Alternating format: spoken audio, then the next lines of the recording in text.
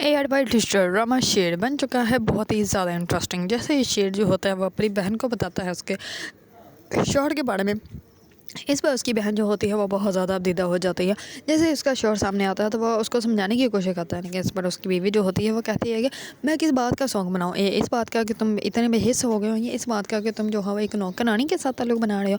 इस पर जो होती है उसकी बीवी वो कहती है कि मैं तुमसे तलाक चाहती हूँ, मैं तुम्हारे साथ अब नहीं रहना चाहती, तुम्हारे लिए मैंने इतना कुछ किया और तुम जो हो मुझे ही जलील कर रहे हो। दूसरी तरफ उसका शेर जो होता है वो अपने बहनों ही से सारे पैसे इन्वेस्ट करवा देता है। इस पर उसका वालिद और उसका भाई जो होता है वो कहता है कि तुमने गलत किया, तुम्हें जो है वो अपने ही पैसे सारे इन्वेस्ट नहीं करने चाहिए, तुम्हें शेर से करवाने चाहिए थे। इस पर वो कहता है कि तुम लोगों को समझ ही नहीं आ रही, अब देखना जैसे ही मेरा बिजनेस स्टार्ट हो जाएगा तो फिर जो है वो पैसे बारिश की तरह बरसेंगे, बढ़ के डॉलर बरसेंगे। इस पर उसका वालिद जो होता है वो कहता है कि तुम अपने पाँव पे खुद कुल्हाड़ी मार के हो, अब जो है वो तुम्हारा नुकसान होना बनता ही है। इस पर जो होता है वो कहता है कि आपको जो है वो मेरी खुशी कभी रास आ ही नहीं सकती।